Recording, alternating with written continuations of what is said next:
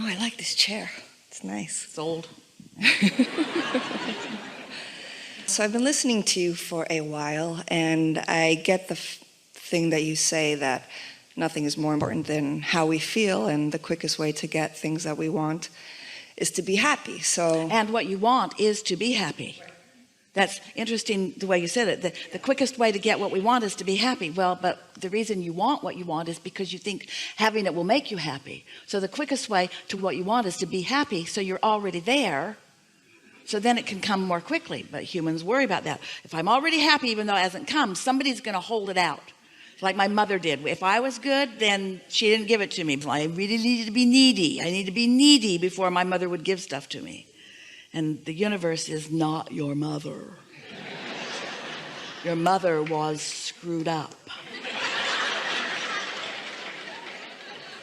So my question is, throughout the day, I look for things, not to make me happy, but I look for things to appreciate. You know, oh, there's a cute little puppy, or look at the sky, it's such a beautiful That's color a nice blue. thing to keep momentum going. In other words, from a place of alignment, then deliberately looking for positive aspects can hold you in that steady vibration and allow the momentum to increase, which is more and more satisfying, isn't it? Right.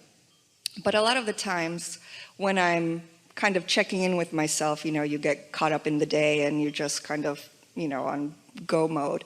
I'm asking myself, okay, how am I feeling? Am I happy? And a lot of times I'm like, meh, okay. You know, I'm not unhappy, but I'm not like, you know, jump up and down, I just won an Oscar happy, you know. So, almost no one is.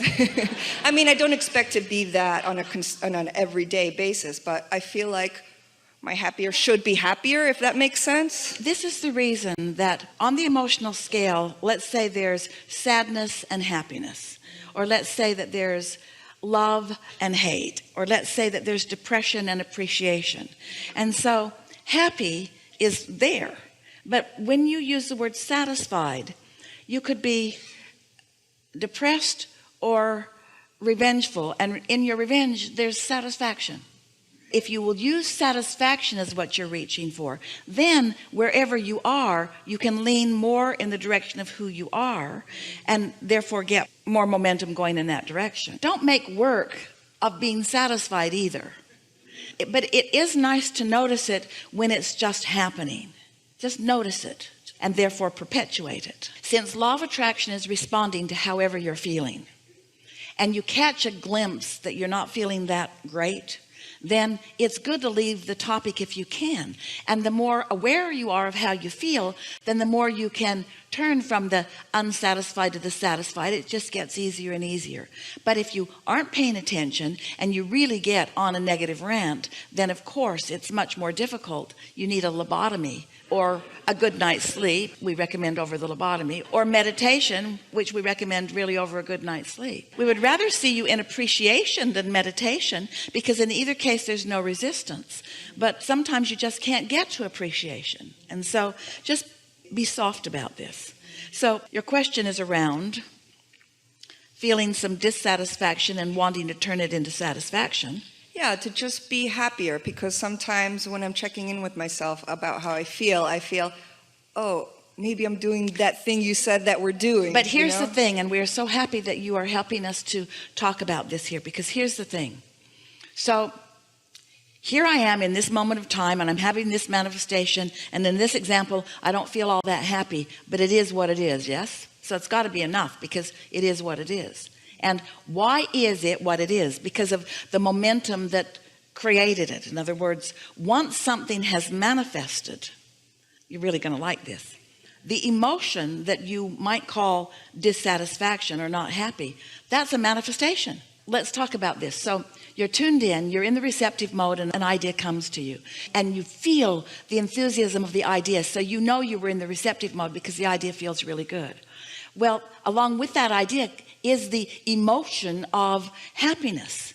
And so you're in a manifested moment where the emotion is part of the manifestation. So what we're getting at here is that when you are feeling some dissatisfaction, it's manifested, and therefore it's already happened, and therefore the momentum is already underway, and therefore there's not all that much that you can do about it right here and now. when it feels like that to you.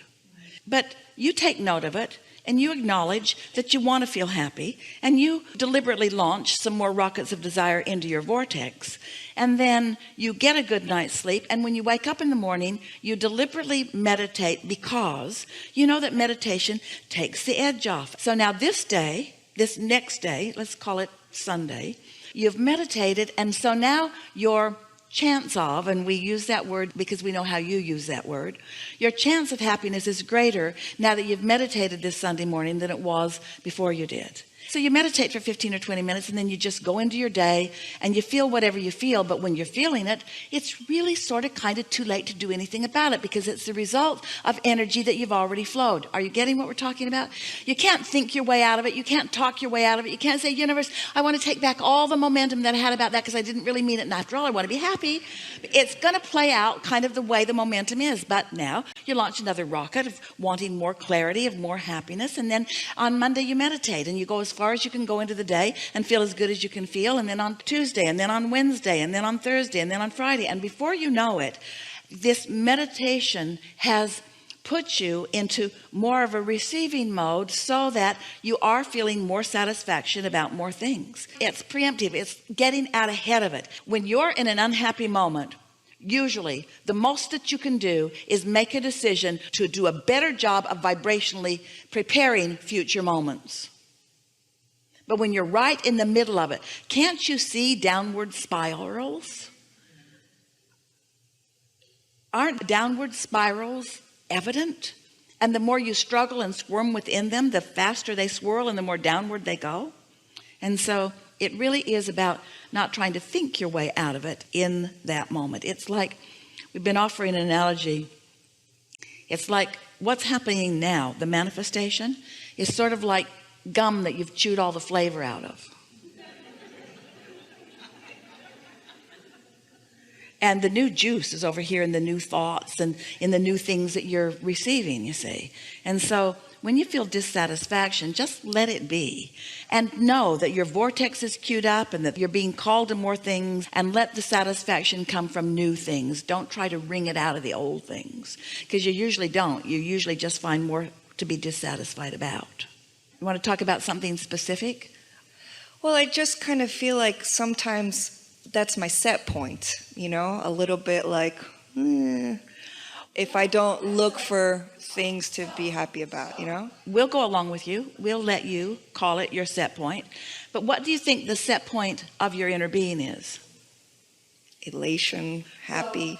And in fact, the only reason that you can feel that discomfort is because you have departed, or you've moved away from the vibration that your inner being feels, and your inner being is not going to join you over there. So there are two set points involved here: the emotional vibrational set point of your inner being and yours. Isn't it sort of satisfying to know that your dissatisfaction is an indicator of where you stand? Can't that be a little satisfying? Well, at least I know I'm not in alignment with my inner being, and at least I know my inner being is looking at this differently, and at least I know there's help on the way, and at least I know I'm blocking the help right now, and at least I know that it won't last like this forever. You see what we're getting at? Doesn't knowing how this all works help?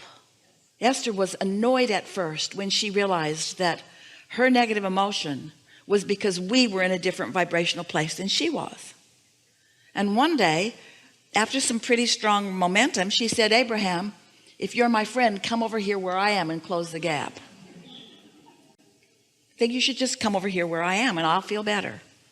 And we said, we're not coming, but we will hold tight here, and we will shine a bright light, and we will never take our eyes off of you, and we will never stop focusing upon all that we know that you want, so that sometime when you are not doing that thing you're doing that is keeping you apart from us, you might stumble into a little bit of happiness. Right. So what's that thing that I'm doing that's keeping me apart from you? It's that. It's that.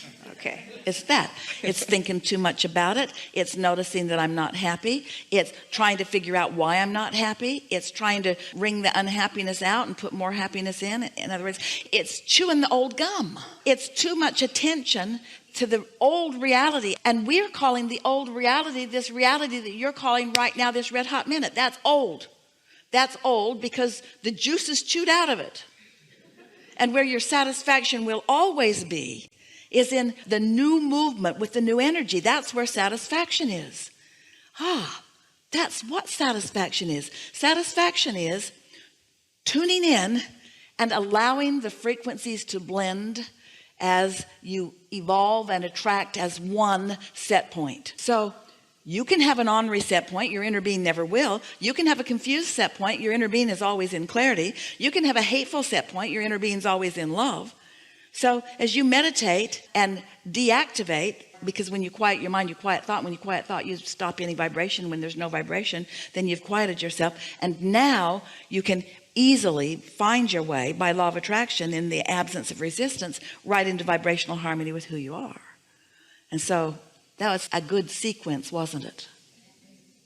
So now as you find that satisfaction by no longer doing that thing you do, that's a negative way of saying it. If you'll stop doing that thing you do, it's like your cork is floating. That's what alignment is. You can hold it under the water. That's what not alignment is. But when you let go of it, it's going to bob right back up there. But most humans try to overthink things. They try to figure out what's wrong. What am I doing wrong? Why isn't it working out? And we say, just let it go. It's just going to get worse when you're in that mindset. Esther has been doing something that is very productive for her. And we want to tell you about it because we know that it could be productive for you too. Because you are a transmitting and receiving mechanism all the time. In other words, you are transmitting thoughts and receiving thoughts. And so you're broadcasting thoughts to each other. You are all more telepathic than you know. So an idea will come into Esther's mind sometimes. And she's been stopping and saying, asking of herself, what was I doing? How was I feeling before that thought came? Because she's wanting to ascertain whether she received that thought from alignment, and therefore it's coming from her vortex and from her inner being, and therefore it's a really good idea to help her move along on her unfolding of this trail. Or did I receive it from something I've been worried about? It's a really fun game to play. Where did that thought come from? In other words, you say, the devil made me do it. You've been playing that game for a while. Did it come from alignment? Is it a thought of upliftment? Do I feel exhilarated as I think of it? Or is it a protective thought? Is it a warning thought? Is it a thought that I need to do something about? And so as more and more you're in the receiving mode, then more of the thoughts that you receive will feel like that. You have control over everything that comes to you, starting with your own reception of your own thoughts. Do you believe that you create your own reality? Have you wondered how it happens? Are you starting to get the sense of what your own point of attraction is and how you accomplish your own point of attraction? And so in the same way that you could go into a bookstore or a library, and there are all of these books on different subjects with different attitudes and moods within them, and just because you have the ability to read the language in which they are written doesn't mean that you want to read every one of them. Some of them are more suited to what you're looking for, to who you are. And so the same thing is true of everything in the world. There's a plethora out there, so many things, so many experiences, so much potential. And so who was I when I walked into the room is more important than what I found when I got there. That's a good way of saying it. How I'm feeling vibrationally walking in matters so much more than what was in there before I got there, because what's in there is a perceptual thing anyway. Did we get there for you? Yes. Thank you very much. Be playful about it. A little less heady and a little more emotionally. That's just incredible.